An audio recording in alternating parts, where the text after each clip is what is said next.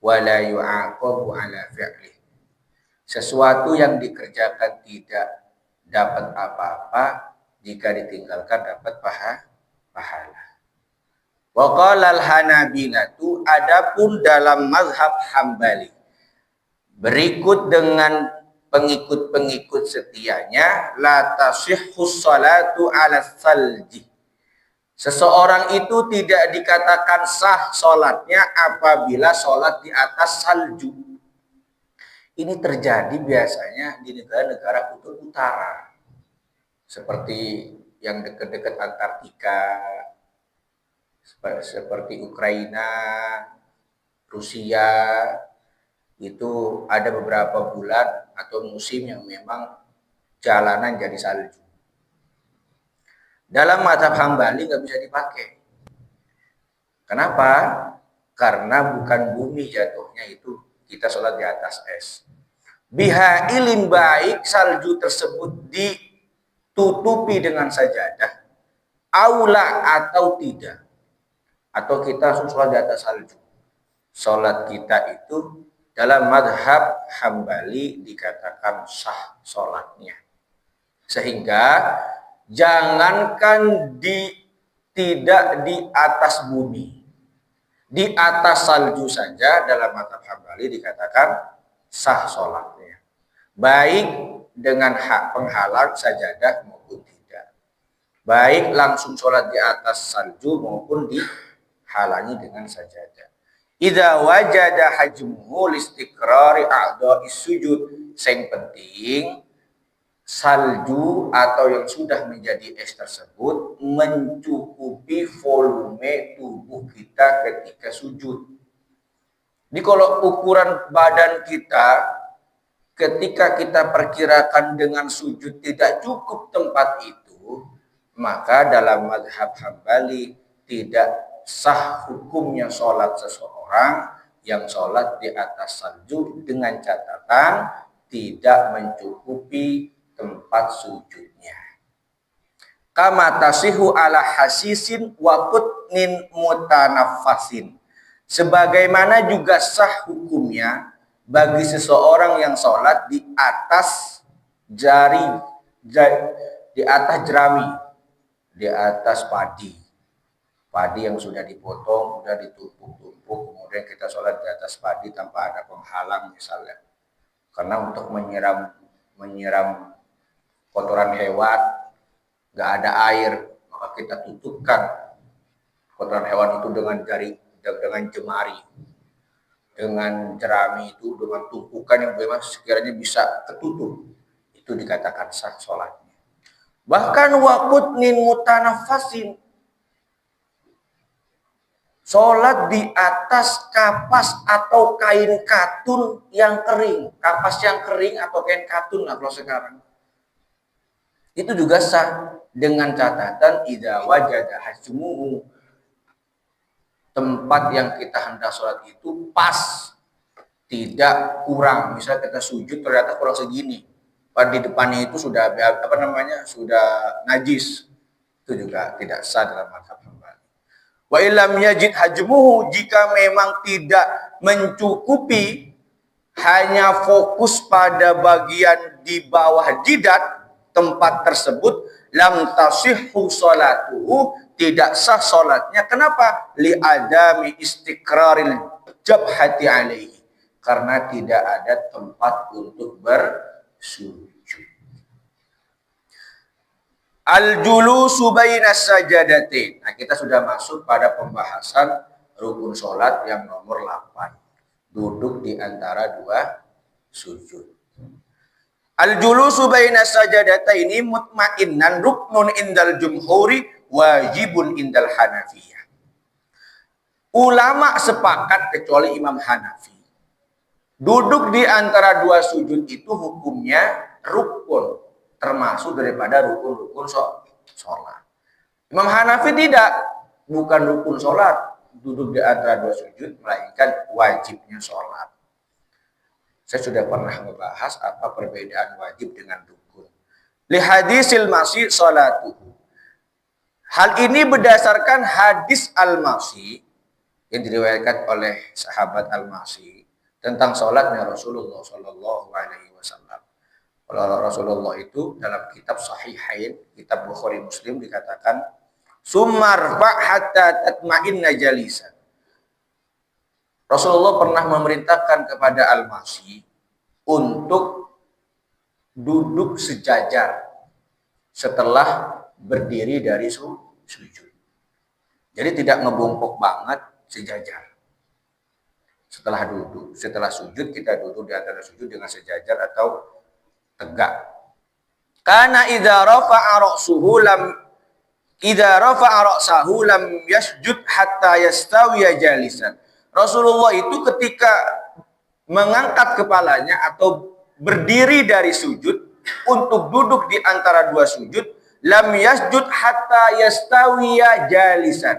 Beliau tidak akan pernah duduk kecuali antara tempat duduknya setara dia. Beliau itu setara duduknya. Artinya mancing tegak seperti itu. Wa adhafa Syafi'iyatu. Adapun mazhab Syafi'i beserta pengikutnya menyatakan, wa yajibu alla yaqsuda bi rafihi ghairuh.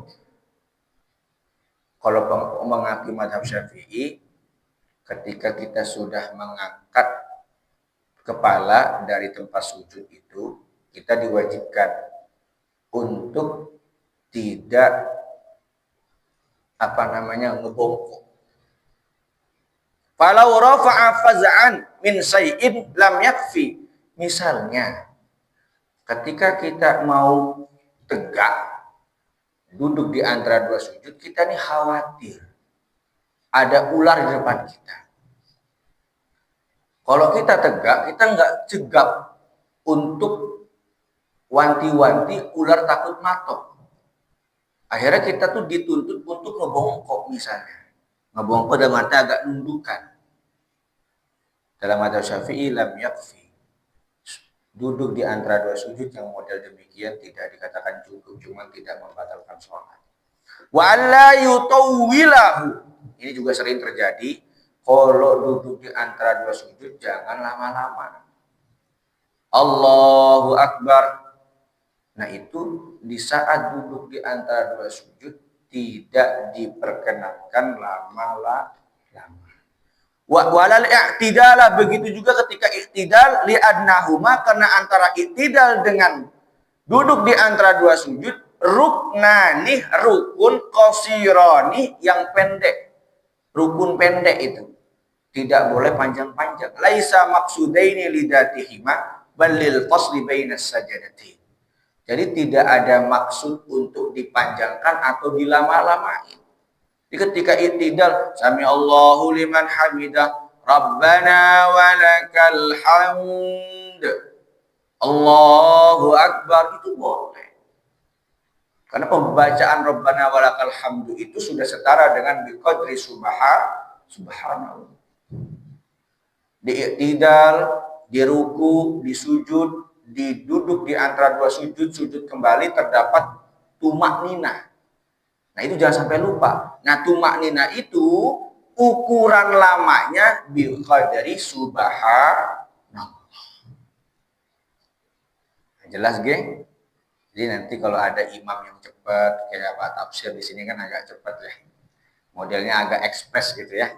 Itu jangan disalahin. Ustaz Tafsir itu punya imam loh. Bisa jadi Imam Syafi'i yang beliau pakai.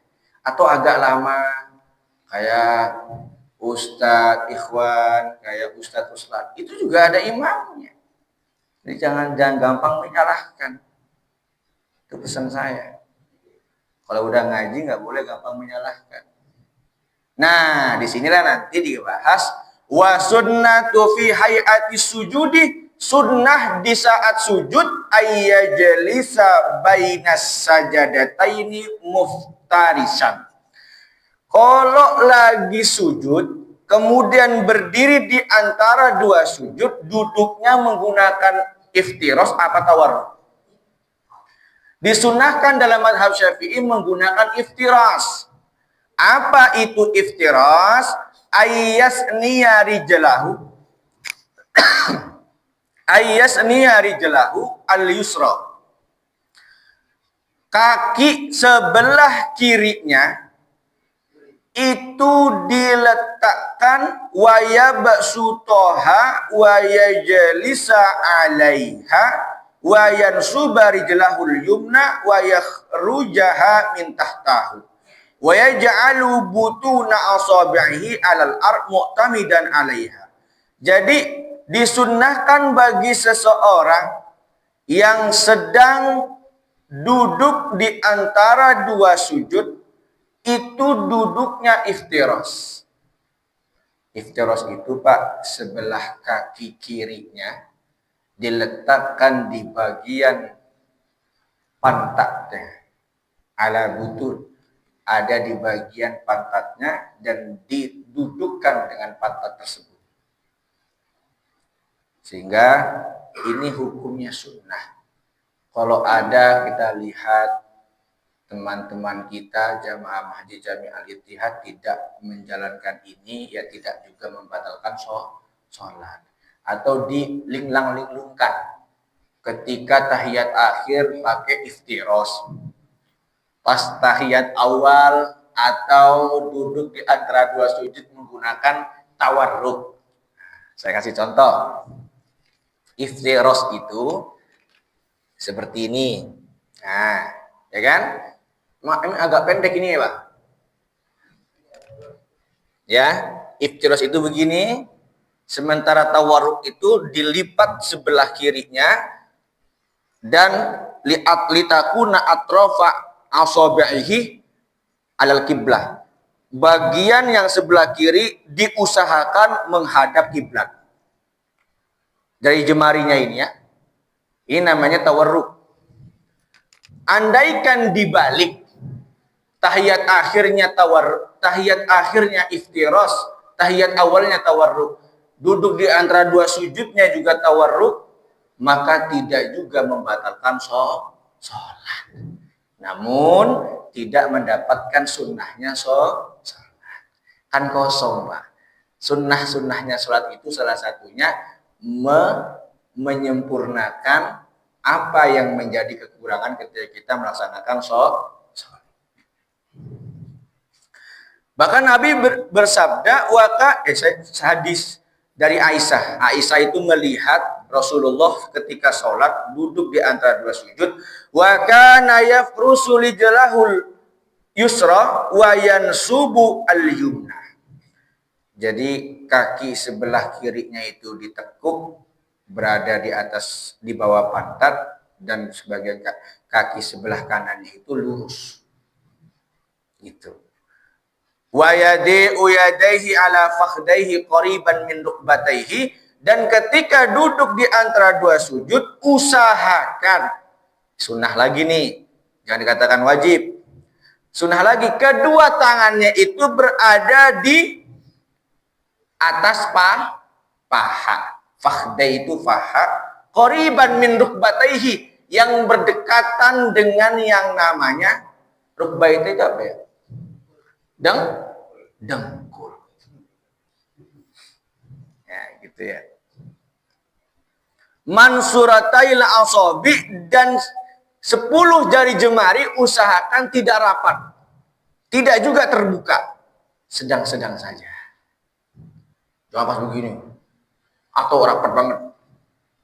Sedang-sedang saja. Al-yumna wal yusra sawa'un. Baik yang kanan maupun yang kiri itu sama saja. Lanjut, ini baru tahiyat akhir.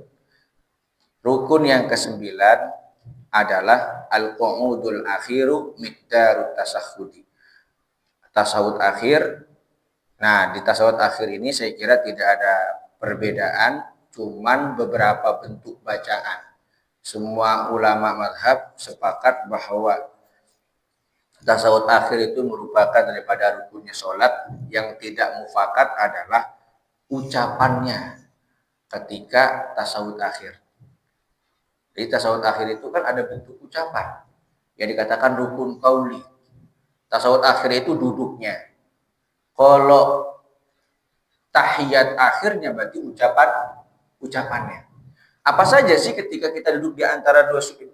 Ketika kita tahiyat akhir itu yang dibaca, nah kita harus tahu dulu duduknya bagaimana modelnya. Sifatul julusi. Adapun sifat duduknya Rasulullah di saat tahiyat akhir atau tasahud akhir, sifatul julusi li tasahudil akhir indal Hanafiyah. Menurut mazhab Hanafi, tasawuf akhir itu kasifatil julusi bainas sajadatain. Duduknya sama persis dengan duduk di antara dua sujud. Kalau itu benar berarti duduknya iftiras. Yakunu muftarisan kama wasofna. Sebagaimana telah kami gambarkan di sebelumnya bahwa duduk di antara dua sujud itu duduknya iftiras. Ya. Dan dalam mazhab Hanafi duduknya tasawuf akhir juga iftiras. Hal ini berdasarkan sabda Rasulullah, iftarasa rijlahul yusra wa wada'a yadahul yusra ala fakhdihil yusra wa nasabahu rajuluhul yumna. Wa qala al-Malikiyah, adapun Imam Maliki berkata, ya jelisu mutawarrikan fit tasahudil awal wal akhir. Imam Maliki justru berbeda. Kalau tasawuf awal dan tasawuf akhir itu bagi mereka menggunakan mutawarrik, iftirak, tawarruk, duduknya tawarruk. Lamma rawa Ibnu Mas'ud anna nabiyya kana yajlisu fi wasdi sholati wa akhiriha mutawarrikan. Hal ini juga berdasarkan hadis Nabi bahwa Ibnu Mas'ud melihat Nabi, beliau duduk di antara duduk tasawuf akhir dan tasawuf awalnya itu mutawarrikan, yang dilipat kaki sebelah kirinya dan menjadi tadahan daripada kaki sebelah kanan. Dan jari jemari yang 5 yang dilipat sebagai tadahan kaki sebelah kanan diusahakan litakuna atrafa 'alal kiblah. Semua bagian ujungnya itu menghadap kiblat. Itu mazhab Maliki. Kalau tadi Hanafi menggunakan iftiras. Gimana Hambali dan Syafi'i? Yusannu tawarruku fit tasahudil akhir. Imam Syafi'i mensunnahkan duduk tawarruk di tasahud akhir wa huwa kal iftiras walakin yakhruju yasrahu min jihatin yaminihi wa yalsuqu warquhu bil ardi. Nah, ini yang membedakan Imam Syafi'i dengan yang lainnya. Kalau tadi Imam Hanafi semuanya iftiras. Kalau Imam Maliki tasawuf awal dan tasawuf akhirnya tawarruk. Nah, Imam Hambali dan Imam Syafi'i kalau tasawuf akhirnya tawarruk, tasawuf awalnya baru iftiras. Sebenarnya tawarruk dengan iftiras itu enggak jauh beda kata mazhab Syafi'i. Yang membedakan kalau tawarruk itu bagian sebelah kirinya ditadahkan menjadi tadahan daripada kaki sebelah kanan. Nah itu. Jadi pengertian iftiras dalam mazhab Hanafi dengan pengertian iftiras dengan mazhab Syafi'i itu berbeda. Imam Hanafi mengartikan iftiras itu duduknya dijadikan patokan untuk tasahud akhir dan tasahud awal. Bagaimana duduknya? Kasajadata ini di antara duduk dua sujud. Di antara duduk di antara dua sujud. Nah, lanjut di sini dikatakan hatta idza kanat ar-rak'atul lati tanqidu fiha salatuhu. Sehingga jelas bahwa ketika kita mengikuti mazhab Syafi'i atau Hambali, duduk iftirak itu diletakkan di tasahud akhir dan duduk iftiras diletakkan di tasahud awal. Paham nggih Pak? Wal khalasatu, adapun kesimpulannya, inna tawarruka fit tasahhudis tsani sunnatun indal jumhur. Adapun duduk tawarruk yang melipat bagian kirinya itu menjadi tadahan daripada bagian kanannya dan setiap ujung jari jemari yang ada di kaki sebelah kiri diusahakan menghadap kiblat, itu disepakati sebagai sunnah. Saya ulang, inna tawarruka fit tasahhudis tsani sunnatun indal jumhuri.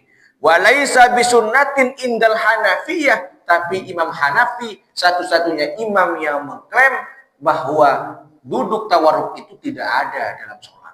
Yang ada ikhtiras. Nah, itu jadi hal yang wajar, Pak, dalam fikih. Nah, sekarang bacaan tahiyatnya. Kita yang sering dengarkan at-tahiyatul mubarakatus salawatut thayyibatu lillah. Benar atau tidak bacaan kita itu menggunakan mazhab Syafi'i? Kalau mazhab Hanafi dan Hambali, bacaan tasahud akhir dan awalnya at-tahiyatu lillah wassalawatu wattayyibatus salamu alaika ayyuhan nabiyyu wa rahmatullah wa barakatuh. Nah, itu saya ulang, at-tahiyatu lillah wassalawatu wattayyibatu.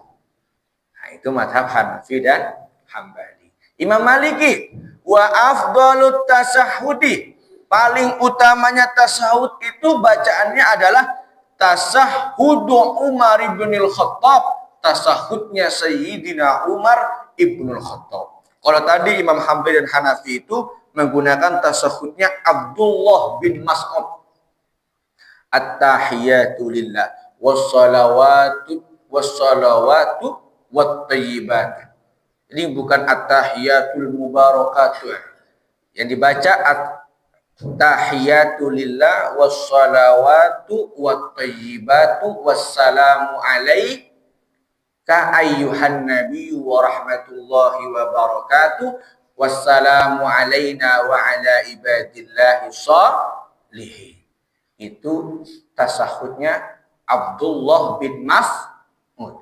Kalau tasahudnya Sayyidina Umar, at-tahiyatu lillah, az-zakiyatu lillah, as-salawatu lillah. Jelas nggih? Jadi kalau ada yang bacaan model demikian, semuanya ada dalilnya. Lalu yang menjadi pusat pertanyaan pada malam hari ini, tasahud bacaan kita yang katanya mazhab Syafi'i benar atau tidak, nah gitu ya. Karena di sini belum saya baca nih. Wa qala Syafi'i. Nah, ini perhatikan baik-baik. Aqallut tasahudi, paling sedikitnya tasahud itu bacanya at-tahiyatu lillah. Salamun alaika ayyuhan nabiyyu wa rahmatullahi wa barakatuh. Salamun alaina wa ala ibadillahi salihin. Ashhadu an la ilaha illallah wa ashhadu anna muhammadar rasulullah. Wa akmalut tasahudi. Oh, tadi kan paling sedikitnya. Adapun yang paling sempurna tasahud, ma warada fi hadis Ibnu Abbas. Kalau tadi Imam Maliki hadis yang diambil dari Sayyidina Umar, Imam Hanafi, Imam Hambali hadis yang diambil dari Abdullah bin Mas'ud. Nah, kalau Imam Syafi'i hadis yang diambil dari Al-Imam Ibnu Abbas. Katanya beliau, kana Rasulullah sallallahu alaihi wasallam yu'allimuna tasahhud. Ibnu Mas'ud itu diajarkan oleh Rasulullah bagaimana cara membaca tasahhud. Kata beliau, kama yu'allimuna surata minal Qur'an. Sebagaimana ketika Rasulullah itu sama persis. Beliau di saat mengajarkan saya bacaan tasahud dalam sholat, sama persis sebagaimana beliau mengajarkan saya di saat belajar Quran. Apa kata beliau? Fakana yaqulu, bahwa Rasulullah itu bersabda di depan saya, kata Ibnu Mas'ud, at-tahiyatul mubarakatus salawatut thayyibatu lillah. Nah, ini punya kita nih, Pak. Jadi lengkap. Gabungan di antara Imam Malik, Imam Hambali, Imam Abu Hanifah. Itu kenapa mazhab Syafi'i itu dikatakan satu-satunya imam yang menggunakan adillatul mutawassithah, hukum-hukum yang menjadi moderat. Enggak condong ke kanan, enggak condong ke kiri. Imam Abu Hanifah dijuluki ahlur ra'i, selalu mengedepankan logika, akal, ketimbang teks Al-Quran. Sementara selain Imam Abu Hanifah, seperti Imam Maliki, diklaim sebagai terlalu mengedepankan hadis. Karena beliau kan ahlu hadis.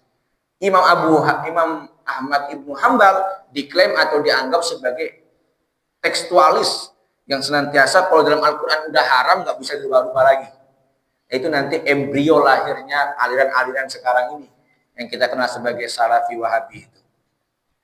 Nah, para jamaah yang dimuliakan oleh Allah Subhanahu wa taala, jadi yang kita gunakan itu adalah bacaan tasahudnya dan ala mazhab Syafi'i. Imam Syafi'i mengambil hadis yang diriwayatkan oleh Al-Imam Ibnu Abbas radhiyallahu anhu. Paham nggih? Jelas. Saya nggak perlu jelasin satu persatu maknanya apa. Cuman yang menjadi persoalan di tengah-tengah kita itu boleh atau tidak ketika membaca sholawat, as-sholawatu ala nabi fit tasahudil akhir menggunakan sayyidina. Kan ada yang mengatakan Allahumma sholli ala Muhammad wa ala ali Muhammad. Kemudian ada sebagian kelompok lain selain kita yang mengatakan haram dan batal sholatnya bagi seseorang yang menambahkan sayyidina di saat tahiyat akhir maupun tahiyat awal. Allahumma sholli ala sayyidina Muhammad wa ala ali sayyidina Muhammad. Dalam kitab ini memang jelas kalau kita mengikuti hadis Rasulullah, tidak ada Rasulullah itu memerintahkan kepada umatnya untuk menambahkan kata sayyidina di dalam sholat. Cuman kalau kita mengambil hadis lain, Nabi sendiri mengakui bahwa dirinya itu adalah pangeran, rajanya daripada Nabi. Wa ana sayyidu ibni Adam. Wa ana sayyidu walad ibni Adam. Saya ini adalah pangeran daripada manusia. Maksudnya pangeran apa? Rajanya para nabi. Di saat nanti hari akhirat, di kiamat, tidak ada satupun seorang nabi yang bisa memberikan syafaat kecuali Muhammad Rasulullah Sallallahu Alaihi Wasallam. Berdasarkan hadis Sayyidu Walad ibni Adam, kemudian ulama-ulama Timur Tengah khususnya Al-Azhar University Kairo itu seperti Syekh Muhammad Ali Jum'ah, Syekh Mahmud Sartut itu menyatakan diperkenankan untuk menggunakan Sayyiduna di dalam sholat. Jadi kalau ulama-ulama Al-Azhar itu yang mengikuti madhab Syafi'i mayoritas itu memperkenankan bacaan Sayyiduna ditambahkan di saat pembacaan sholawat di tasawuf akhir maupun tasawuf awal. Yang terakhir, karena membaca sholawat itu juga termasuk pada rukunnya sholat. Yang terakhir adalah assalamu, membaca salam. Yang terakhir tertib, maaf, ini sebelum terakhir, yaitu assalamu, membaca salam. Apa dalilnya? Miftahus sholati at-tuhur. Kunci sholat itu adalah suci. Wa tahrimu takbir. Awalnya sholat itu adalah takbiratul ihram. Wa tahliluha at-taslim. Adapun akhir daripada sholat itu adalah mengucapkan salam. Berdasarkan hadis ini, kemudian ulama mufakat sepakat bahwa salam itu merupakan bagian daripada rukunnya sholat. Saya ulang, miftahus sholati at-tuhur. Kuncinya sholat itu adalah kita suci dari hadas kecil maupun hadas besar. Kemudian wa tahrimu takbir. Awal kita sholat itu diawali dengan takbir. Wa tahliluha, akhir daripada sholat kita itu ditandai dengan at-taslim, membaca assalamu alaikum.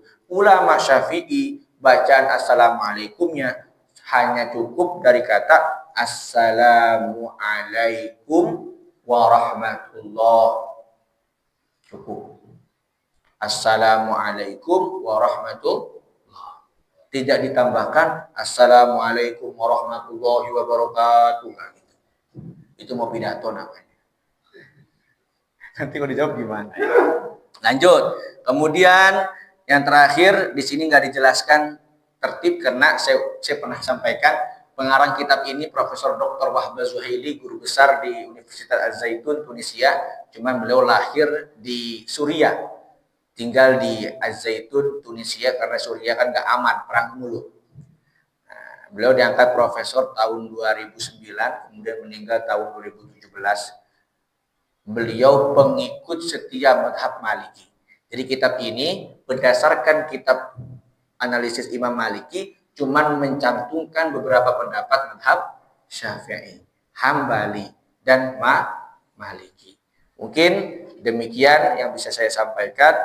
Kalau kita ulang dari awal, rukun sholat itu yang pertama adalah berdiri bagi yang mampu. Kemudian niat, kemudian takbiratul ihram, kemudian baca Fatihah, kemudian ruku, i'tidal, kemudian sujud, duduk di antara dua sujud, kemudian tahiyat awal, tahiyat akhir, sujud 2 kali maksudnya, dan terus salam dan ditutup dengan tertib. Sebelum salam ada rangkaian tahiyat bacaannya, mulai dari at-tahiyatul mubarakatus sholawatut thayyibatulillah yang dikatakan rukun sampai Allahumma sholli ala Muhammad atau Allahumma sholli ala sayyidina Muhammad. Jikalau kita hanya baca di sana kemudian kita mengucapkan assalamualaikum warahmatullah, itu juga sah hukumnya. Dan balik dan ucapan salam pertama itu yang dikatakan rukun. Adapun ucapan salam yang kedua dikatakan sunnah. Mungkin demikian yang bisa saya sampaikan. Jika ada pertanyaan, karena waktu sudah mau habis ini ya, kayaknya ya. Hah? Masa? 19? Oh, alhamdulillah masih lama. Silakan kalau ada pertanyaan terkait dengan rukun-rukun sholat. Monggo.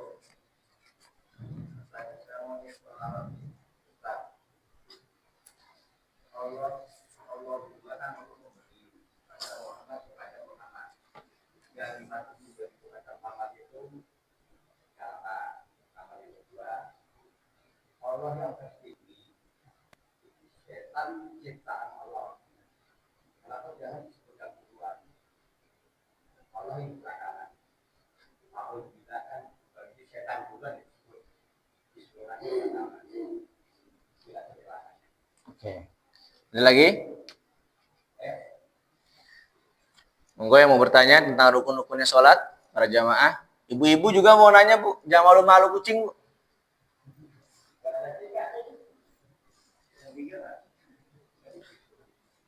PRT nggak ada PRT? Udah nggak pantas. Saya udah siap-siap aja kalau ada PRT nih. Pertanyaannya berkembang soalnya. Berkembang biak. Oke, sambil nunggu saya jawab aja pertanyaan orang tua kita, Ustaz Tafsir. Jadi, yang pertama beliau bertanya, Allahumma sholli ala Sayyidina Muhammad. Itu artinya Allah memberi ke Nabi Muhammad. Apa yang diberi? Perlu dipahami, Ustaz, bahwa yang dimaksud Allahumma itu seruan. Di dalam bahasa Arab seruan kepada Allah itu banyak. Ada ilahi, Tuhanku. Ya Rabbi, Tuhanku. Ya Allah, Allahku. Allahumma itu gabungan daripada Allah dengan Rabbi.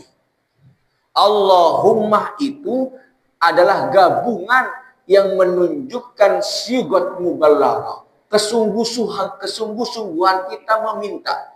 Kalau Syihab itu membedakan, Pak. Ketika Nabi dalam Al-Quran mengucapkan Allahumma, dengan Nabi dalam Al-Quran mengucapkan Rabbana. Yang kita sering dengarkan dalam Al-Quran itu Rabbana kan? Itu menunjukkan kalau Rabbana ada unsur kedekatan antara saya dengan kamu.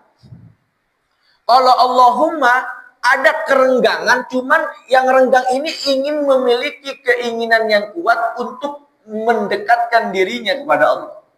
Jadi kalau kita menggunakan Allahumma barik lana fi Rajab wa Sya'ban, itu sebenarnya masih jauh. Ramadannya masih jauh. Cuma kita pinta dengan kata Allahumma agar berharap kita sampai di bulan Ramadan. Jadi kalau kita belajar ilmu balaghah, ilmu kajian sastra Arab, itu Allahumma biasa digunakan di saat ketika kita itu masih jauh keinginan kita untuk sampai pada itu. Tapi kalau menggunakan kata Rabbana, itu rasa kedekatan kita tidak ada penghalang. Perhatikan doa yang diabadikan oleh Allah untuk Nabi Muhammad. Rabbana atina fid dunya hasanah wa fil akhirati hasanah wa qina adzabannar. Doa ini senantiasa menjadi doa penutup bagi para imam, para dai, para ustadz, kiai di saat memimpin. Kenapa? Bahkan dijuluki doa sapu jagat. Karena kata Rabbana, jikalau diganti Allahumma atina fid dunya, itu kurang pas. Kita itu seakan meminta dengan sedekat-dekatnya kepada Allah agar dunia dan akhirat bisa berada di genggaman kita. Dan kita nanti akhirnya tidak dimasukkan ke dalam api nerakanya Allah. Itu yang kita harapkan. Lalu kemudian Allahumma sholli ala sayyidina Muhammad, apa yang diberikan oleh Allah, bukan apa yang diberikan oleh Allah, melainkan itu bentuk permohonan kita kepada Allah agar Allah memberikan kepada Nabi Muhammad limpahan rahmat. Ya kan? Sekarang kita bertanya, lah buat apa Nabi Muhammad aja sudah dijamin masuk surga, kok kita malah meminta limpahan rahmat untuk diberikan kepada Nabi Muhammad Shallallahu Alaihi Wasallam? Seharusnya kita minta diri sendiri dong.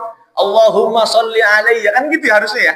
Kok menggunakan Allahumma sholli ala Muhammad, kok bukan Allahumma sholli alaihi? Ya Allah, berikan limpahan rahmatmu kepadaku. Kok menggunakan ya Allah, berikan limpahan rahmatmu kepada Muhammad? Padahal Nabi Muhammad sudah dijamin masuk surga, Pak Tafsir. Jadi yang kalau Pak Tafsir nanya, apa yang diberikan, apa yang dipinta oleh kita kepada Allah untuk diberikan kepada Nabi Muhammad, itu adalah limpahan rahmat. Lalu kemudian kenapa kita itu meminta kepada Allah untuk limpahan rahmatnya Kanjeng Nabi? Padahal Nabi Muhammad itu sudah dijamin diberikan rahmat oleh Allah Subhanahu wa Ta'ala. Jelas, Bapak, saya dulu pernah ngaji kitab apa yang saya lupa. Ummul Barahin. Ummul Barahin itu kitab tingginya ilmu tauhid. Nah, dalam kitab itu dijelaskan kenapa kita itu diwajibkan sholawat di saat sholat dan disunahkan sholawat di saat di luar sholat. Bahkan nggak punya uduk pun kita disahkan, diberikan pahala di saat mengucapkan Allahumma sholli ala Muhammad. Satu-satunya bacaan dalam Islam yang tidak perlu pamrih, baik dibaca dalam keadaan riya, baik dibaca dalam keadaan sombong, tetap bernilai pahala di hadapan Allah ketimbang bacaan-bacaan yang lain. Kalau kita mengucapkan Allah, Allah, Allah ingin dipuji oleh orang, jangan pernah berharap kata Allah itu bisa menjadi pahala bagi kita. Tapi ketika kita mengucapkan Allahumma sholli ala sayyidina Muhammad, Ali Thohir ini mau dipuji di hadapan Pak Waluyo, tetap diberikan pahala oleh Allah Subhanahu wa Ta'ala. Ibarat air yang berisi penuh, Pak Tafsir. Lalu kemudian kita isi. Air itu akan meluap. Luapannya itulah kemudian untuk kita semua. Semakin kita membaca sholawat, bukan semakin agung Rasulullah, justru semakin kembali kepada diri kita sendiri. Maka jangan heran kalau kita ke kiai minta amalan, minta ijazah, pasti gak bisa lepas tawasul bil fatihahnya itu kepada Kanjeng Nabi Muhammad Sallallahu Alaihi Wasallam. Kemudian ketika baca Quran, penutupnya adalah Allahumma sholli ala Sayyidina Muhammad. Karena Nabi Muhammad dengan Allah Subhanahu wa Ta'ala tidak akan bisa dipisahkan. Paham ya? Yang kedua, kenapa kau yang disebut setan dulu kemudian Allah? Perhatikan pernyataan yang senantiasa kita baca pada Rasul. A'udzubillah, saya berlindung kepadamu ya Allah, minasyaitonir rajim, dari setan yang terkutuk, yang kurang ajar. Ini bentuk kita meminta pertolongan kepada Allah agar dilindungi dari hasutan setan. Coba perhatikan surat An-Nas tuh. Qul a'udzu birabbin nas, malikin nas, ilahin nas, min syarril waswasil khannas. Pakainya syarri, seburuk-buruknya ajakan, seburuk-buruknya hasutan itu ada dua, min syarril waswasil khannas. Hasutan dari manusia dan hasutan dari setan. Saya ingat bukunya Profesor Dr. Ali Mustafa Yaqub, guru besar dalam bidang hadis di PT IKI dan mantan imam besar Masjid Istiqlal sebelum Nasruddin Umar pada hari ini. Beliau ngarang buku judulnya keren Pak Tafsir. Ulama setan berkalung surban. Saya baca buku itu udah kaget saya. Ya Allah, apa jangan-jangan saya dalam buku ini? Setan berkalung surban. Ustaz, para ceramah kan sudah sering. Manusia sekarang gak usah takut sama namanya setan, Pak. Kenapa? Manusianya kadang juga menjadi setan. Itu yang dimaksud dengan cover bukunya Profesor Dr. Ali Mustafa Yaqub, setan berkalung surban. Sehingga sudah wajar Pak Tafsir, kita mendahulukan diri kita pribadi untuk meminta kepada Allah agar dilindungi dari godaan setan yang terkutuk, baru kemudian kita ucapkan dengan menyebut nama Allah yang Maha Pengasih dan Maha Penyayang. Khawatir ketika menyebut Bismillahirrahmanirrahim, lalu kemudian bisikan setan masuk agar kita riak membaca itu, gak bernilai pahala di hadapan Allah Subhanahu wa Ta'ala. Mungkin ada pertanyaan lagi? Sama-sama Pak. Monggo. Biasanya Pak Barudin ini ada pertanyaan, cuma nanti kalau udah selesai, tadi ada yang mau nanya. Karena udah kebanyakan jadi gak jadi lagi. Tinggal berapa menit, Pak? 5 menit lagi. Ya udah saya tutup aja ya. Karena selesai habis ini. Hadanallahu wa iyyakum ajmain. Wallahul muwaffiq ila aqwamit thoriq. Assalamualaikum warahmatullahi wabarakatuh.